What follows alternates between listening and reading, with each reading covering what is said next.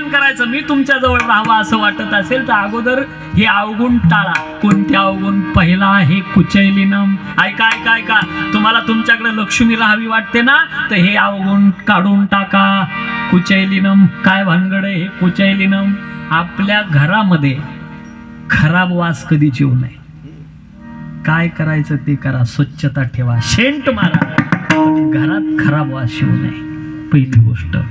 2, स्नान केलं का कालचे पारशे कपडे आज घालायचे. मळक्या कपड्यावर लक्ष्मी नाराज असते, फाटक्या कपड्यावर लक्ष्मी नाराज असते बरं का. म्हणून फाटके कपडे घालायचे नाही. मग गरिबानं काय करायचं? ठिगळ लावायचे आहे ना, त्याला ठिगळ लावता येतं. पण आता सध्या गरिबाचे फाटके कपडे नाही. कळलं असेल तर बघा. आता पाठीमाग मुंबईला गेलो, ते आमचा एक मित्र मंत्रालयात आहे, कीर्तन आटोपलं, बसलो, ते आलं, गाडीतून उतरलो, लाल दिव्याची गाडी. मी म्हणलो आपला काय कोणाला धक्का लागला नाही, हा लाल दिवा इकडं कस काय आला कीर्तन? ते गाडीतून उतरलं, मी पाहिलं, म्हणलं अरे इथं आपलं काय कावड आहे. आणि ते आलं, मी बसलेलो माझ्याजवळ, त्याच्या दोन्ही गुडघ्यावर पॅन्ट फाटलेली. मला वाटायला काहीतरी खोसाटा लागला उतरता. आणि मग जवळ आलं, त्याला म्हणलं काय तुला काही लागलं का? दोन्ही गुडघ्या. मला एक शंका का दोन्ही गुडघ्यावर सारखीच कशी फाटली? तर ते मला म्हणला लय माग राहिला मी. त्याने एक वाक्य वापरलं, फाटक्या कपड्याची किंमत जास्त आहे म्हणता. फाटक्या कपड्यावर लक्ष्मी नाराज असते. बर, एक माफी मागून विषय बोलतो जरा थोडा. आंघोळ झाली आणि धंतड मंतड लगेच तसाच आपल्या कपड्यावर देवघरात शिरला. हे विधानच नाहीये पूजेचं. अंग भरून कपडे घाला, समाज तुमचा सत्कार करेल आणि लक्ष्मी सुद्धा प्रसन्न राहील. आणि मग हे कुचैलीनम जाऊ दे, इथं जास्त टाइम थांबत नाही, लई भाग पाहायचा आहे मोठा आपल्याला. दंतमलोपधारिणम, मळक्या दातावर लक्ष्मी नाराज असते. मळके दात त्याचेच असतात ज्याला व्यसन असतं. बरोबर. परत या दाताने, या बोटाने दात घासण्याचं विधान नाहीये. मधल्या बोटानं, मध्यमा, या बोटांना नाव आहे मोगम नाहीये. 5 बोट हे मध्यमा. या जुने म्हातारे बघा असलं, जाऊ द्या, ब्रश आले, मी कशाला बोटाचं सांगत बसलो उगाच. कारण यंत्रयुगात वावरतोय आपण. आता पहिला काळ राहिला नाही. आता काय पहिल्यासारखं हे जुने म्हातारे बसले. तुमच्या काळात काय असलं होतं का? एवढले बाथरूम, एवढा असं शॅम्पून पंपून टंपून असा चावटपणा. विहिरीतून एक बादली काढली, डोक्यावर टाकली, डोक्यापासून पायाच्या थोडीशी माती लावली अंगाला, झालं स्नान. आणि आता असलो काय त्या बाथरूम मध्ये काय बाटल्या, इतक्या बाटल्या उलट्या पालट्या लटकवलेल्या. आपण कायला हात लावायचा? आपल्याला कळत नाही कोणत्या बाटलीचा काय उपयोग आहे, पाहिल्या म्हणून म्हणतो. हे यंत्रयुगात आपण वावरतोय. तुम्ही किती शुश्रूषा करा या देहाची. तुला काही बाजत करले, तुला करे रखवाले, उड़ जाएगा एक दिन पंचेरा.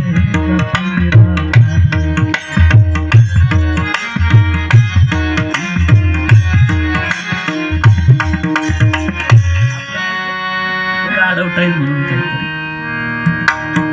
हे शरीर, याची किती शुश्रूषा करा. हे अपवित्र आहे, याला पवित्र करायचा का? हो म्हणा, फक्त तुम्हाला उपाय सांगतो. उपाय अर्धवट नाही. काय माणसं उपाय सांगायचं पण अर्धवट. सापाखालची माती आणा, उरफाटा करपाराचा कोंबडा आणा, मेलेल्या माणसाचे कपडे आणा, तसा उपाय नाही. सगळ्यांना करता येईल. देह पवित्र करायचा तुम्हाला एकच करा. ज्या दिवशी तुळशीचा स्पर्श झाला आणि मुखात भगवंताचं नाम आलं, हे जरी गाय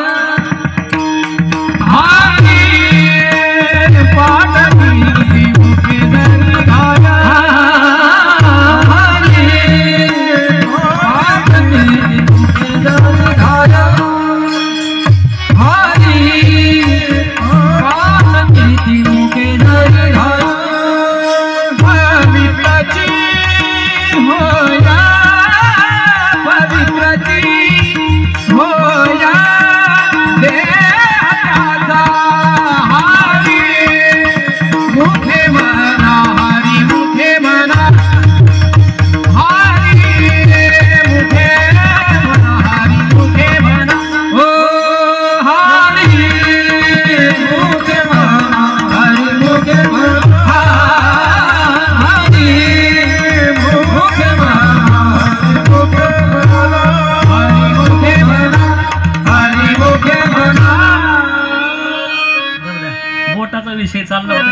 बाजूला गेलो.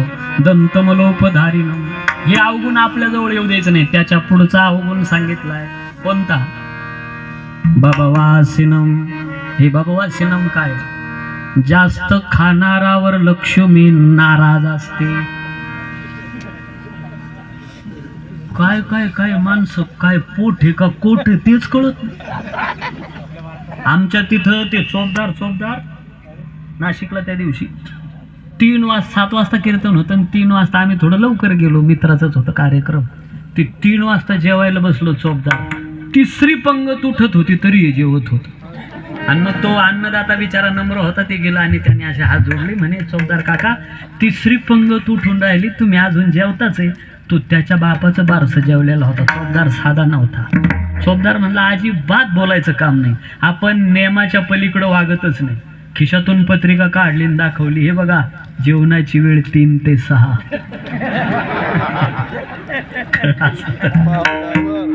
जास्त खाणारावर लक्ष्मी नाराज असते.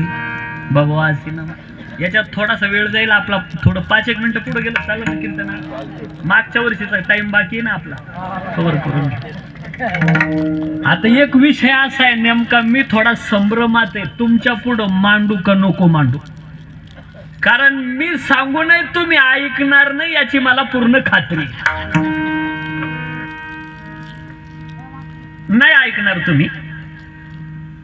ऐकणार? ऐका. चहा पिणारावर लक्ष्मी नाराज असते.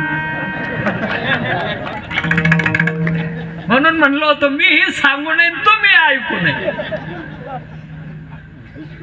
आपण एक अभंग म्हणतो, शाळीग्राम बाबा भजनी मंडळ आपलं एक अभंग म्हणतं, अमृता हुनी गोड नाम. काय देवाचं नाव गोड आहे, अमृताला फिकं पाडेल इतकं देवाचं नाव गोड आहे. देवाचं नाव जर इतकं गोड आहे तर भजनी मंडळाला चहा लागतोच कशा. इतकं जर देवाचं नाव गोड आहे. चहा शरीराला किती घातक आहे ऐका, लिहून घ्या नाहीतर रेकॉर्ड करा. एवढं शरीरामध्ये 3 गोष्टी गरजेच्या आहेत. 1 झोप असावा, 2 भूक असावा आणि 3 ब्रह्मचार्य असावा. त्याच वेळेला हे शरीर व्यवस्थित चालतं. चहा झोप उडवते, चहा भूक उडवते आणि माफी मागून बोलतो चहा पिणाराचं ब्रह्मचार्य आपोआप नष्ट होतं. विठाला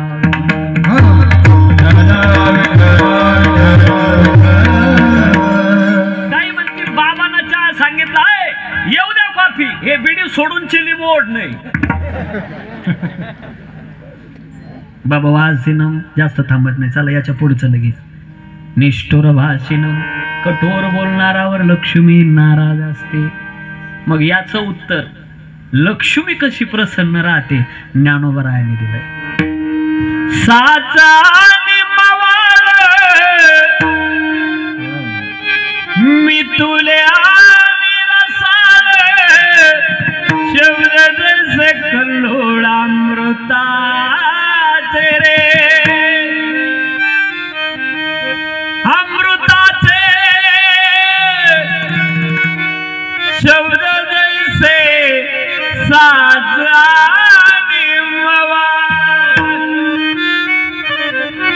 कमी बोला, गोड बोला, हळू बोला, लक्ष्मी प्रसन्न राहील. निष्ठुर भाषिणम. त्याच्या पुढचं आहे आता शेवटचं राहिलं. सूर्योदयम चास्तमिते शयानम. सूर्य उदयाच्या वेळेला जो झोपलेला असतो आणि अस्ताला जात असताना जो झोपलेला असतो त्याच्यावर लक्ष्मी नाराज असते बरं का. नाही तर मग नाही आम्ही जागीच राहतो, फक्त पडलेलो नाही तर डोळे उघडेच राहतात. हा लुंडाकल्याला सुद्धा चालत नाही.